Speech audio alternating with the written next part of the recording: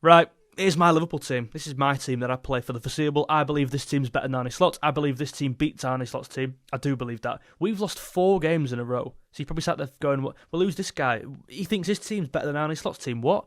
Arne Slot won the Premier League first time of asking. Yeah, he did. And I still believe my team's better than his. I do believe that. I really do believe that. Just watch and tell me at the end if you disagree. Please tell me at the end and not now. 4-3-3. 4-2-3-1's a nonsense formation.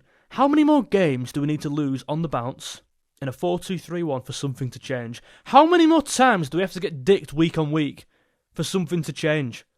It ain't working. 4-3-3. We won the league playing this formation. Is it not good enough now or something? I don't know. Allison, when he's fit, comes in the team. Frimpong, when he's fit, comes in the team, but obviously...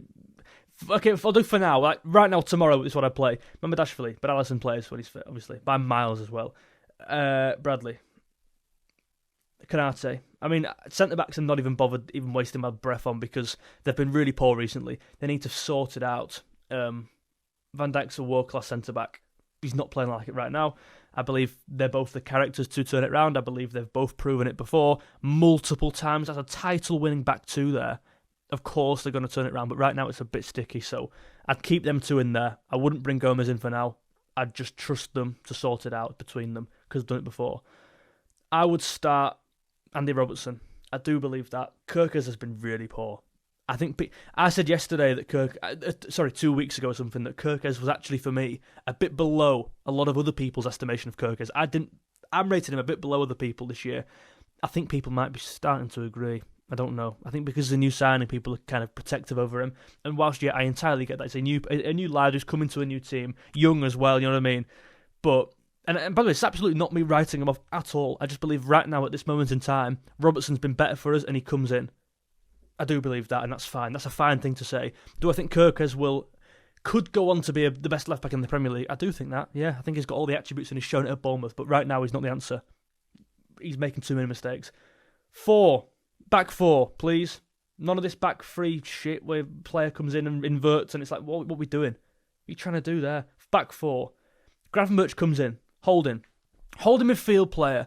One of my biggest issues with Gravenberch is he scored that goal against Everton. It was a fantastic goal. And that proves a little case study there of how much he likes to get forward and how good, actually, for me, underrated, at getting forward and linking play. He's actually really all right in the final third, Gravenberch, for a lanky, tall guy, right? But he protects the ball so well. However, yeah, he's good at that, but I don't want him there. It's almost like he's got to take one for the team here at this moment in time. We're conceding like 2 goals a game. We need a holding midfield player. What aren't people seeing? And Gravenberch is the only player right now who can do that role. He's got to take one for the team and do it, in my opinion. Do I think he's a better number 8? Probably. But he's got to play number 6. Like last season. He did it last season. Do it again. Do it again for now until we steady the ship, right? In midfield. 1. Where is he? 2. Midfield 3 of Jones, Gravenberch, Szoboszlai wins games. I'm sorry, that team wins games. Does it not? He's been probably our best, maybe second best player over the last 2 games. Fantastic Curtis Jones since coming in the team. I want to see him in the team more. Szoboszlai, our best player this season by miles, filling in at right back. No team's best player ever has been their right back. Why play him at right back? Play him in midfield. Get the best out of him, play him in his best position. What are we doing? I get he was good there against Newcastle and Arsenal. Don't mean he should play there forever. Play a right back at right back and a midfield player in midfield. It's not rocket science. I'm trying to overcomplicate this. Notice how my team's so simple here. Back 4. Midfield 3. And for me, my front line's a bit maybe controversial. I don't mind the idea of Salah playing off the right, but right now, it's not working. I would go for Wirtz off the right. I would go for Gakpo off the left. And I would go for Ekitike through the middle. And I think that's our best team. I would go to a 4-3-3. Gakpo is... By the way, this front line is Gakpo, Ekitike and others, as far as I'm concerned. If you disagree with that, if you choose to disagree with that, because that's what it is. You're actively making a choice not to recognise Gakpo as one of our best players this year. Because he is. He has been. He's scoring every week. He's one of the most underrated, overhated players in world football. He delivers all the time. Yet you don't like him because he's boring. He's doing a hell of a lot more than Wirtz. He's doing a hell of a lot more than Salah. A hell of a lot more than Salah. And Isak. He starts the team. He's one of the first names in this team sheet, Gakpo. If you're leaving a comment regarding Cody Gakpo, I'm just simply not replying to it. It's a nonsense argument. He's been fantastic and realise it. Open your eyes. Stop being biased and scapegoating this player for no reason. Ekitike starts the game. I think he's been our best forward player this year. Maybe with Gakpo fighting out for that position, I certainly think he starts over Isak at this moment in time. Do I think Isak's a better player than Ekitike? On what I've seen in the last 2 years, well, yeah, I'd say that. But right now, it's about what you play right now.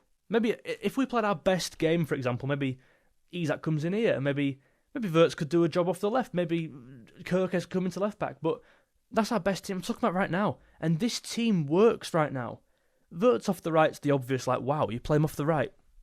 Don't get me wrong, ideally I wouldn't play him off the right. Ideally, I'd probably put him off the left, in the left half space, like I've suggested 150,000 times this year. But we ain't doing that. And I saw enough against Frankfurt, with Wirtz hanging off the right in a 4-4-2 kind of shape, to play off the right again in the 4-3-3. And if you can play off the right in a 4-4-2, you can certainly play that in a 4-3-3, with Sobbers lying behind you, them runs there. With Frimpong in here, the relationship they already have from Leverkusen, I think that could be really great. And I think obviously people see this and they go, well, what Wirtz isn't he's not a right-sided player, he's not even a winger. He wouldn't be a right winger, would he? He'd be in this kind of zone. I'd give him more of a free role, to be honest. And I think we saw that against Frankfurt, and it was his best game of the season. Certainly one of them. 2 assists in that game. Should have scored at the end if Salah would pass. I don't mind the idea of Wirtz playing anywhere across the front three. But right now, it can't be Salah. It just can't be Salah. He's one of our weakest players right now. One of our best players over the last 8 years, but one of our weakest players over the last few months. Chiesa is a great option for the right. I'm finding it really hard to even talk about Liverpool here. Quite depressing, isn't it, really? Chiesa is a great, fantastic option off the right. Could even fill in through the middle. And off the left with sitting players. And behind the striker. Great utility option here. Right now, he'd be our first or second sub. And I've got nothing against playing Chiesa. I do love what he's done this year. And he's been great off the bench. Maybe not yesterday. But overall, he's taken his chance. Would I start him in our best team there? I wouldn't. I wouldn't. Nothing against him. I do believe Wirtz is a better player than Chiesa. Nothing against Chiesa, he's been fantastic, but use him off the bench. Great asset there. Isak off the bench. Ngamoa didn't get the ball too much yesterday. Endo's hardly featured, but why would he feature? We're down every game. Why would you bring a number 6 on? You bring a 6 on to steady the ship and to see the game out. We've never had to see the game out. That's a great indication of how bad we've been, you know. Endo's hardly played this year. We've not had a lead to protect, so why bring him on? So I feel sorry for him, actually. Kirkes can probably start here. Salah can definitely start there. But Naoni, I don't think that's a big problem right now in the midfield. The midfield here is our strongest asset. That's the strongest bit of our team, the midfield. I really like it. Gomez. I don't mind the idea of Gomez coming in at right centre-back. Right now, would I do it? I don't know. Konate is one of them where he has like 2 bad games, then a really good game, and it reels me back in. Bournemouth, Newcastle, good game against Arsenal. Crap against Palace and friggin' whoever else, Galatasaray, whatever. Good game against Man United. Reels you back in, doesn't they? So I do stand by these two can turn it round. They have done it before. They've won a title before. And when Alisson's back behind him, I think we could... And, you know, when Kirkes is firing and Bradley's firing, because he's not at the moment at all, the whole backline's pretty disjointed. I think it'll come good then. I think it'll all tie in. But I do think a big reason for why this back four ain't working is because we're almost... I understand it might be confusing for you here, but on this kind of like slideshow thing here, we're doing this like back 3 thing, and then he's going to go over there and overlap, and he's going to invert. Just keep it simple. Back 4, you know where you stand there. We've done it many times before. It's not rocket science. Teams do it up and down the country, but we're too good for it, right? Also, you can then get the best out of your wing backs. Kirkes, who wants to impact the game, high up the pitch, he's tucking into a back 3. Do you think he'd come from Bournemouth to tuck into a back 3 and defend? No, get him forward. He's clearly not very confident right now. His crosses are pretty poor, right? I believe he's better than that. I've literally seen him play better than this. Is it a reason? Is it a coincidence? No. And then you Gravenberch your holding midfield player for when it all breaks down, which we don't have right now. We don't have a central midfield player in the centre of the pitch. Not like... So right now, let me show you what we're doing. I don't want to confuse this too much. Hold on. Right. 4, 3. So we're doing this. We've got a 2 and then a 1. Just ignore the personnel for now, just position-wise. So right now we'll tuck in. Van Dijk comes central.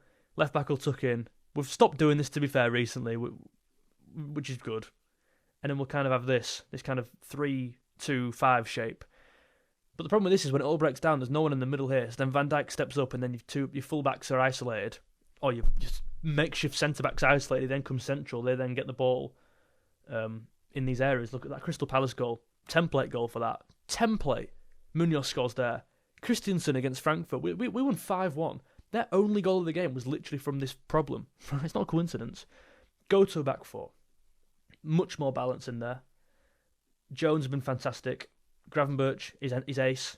Szoboszlai, right number 8. That's exactly where he wants to play. And I also think you offer you get a bit of rotation here. Obviously, McAllister, we're not even spoken about yet. One option McAllister is in there. That's a title-winning midfield 3. They've done it before. Do you think they just can't do it again? Do you think is it gone out of fashion or something? I don't know.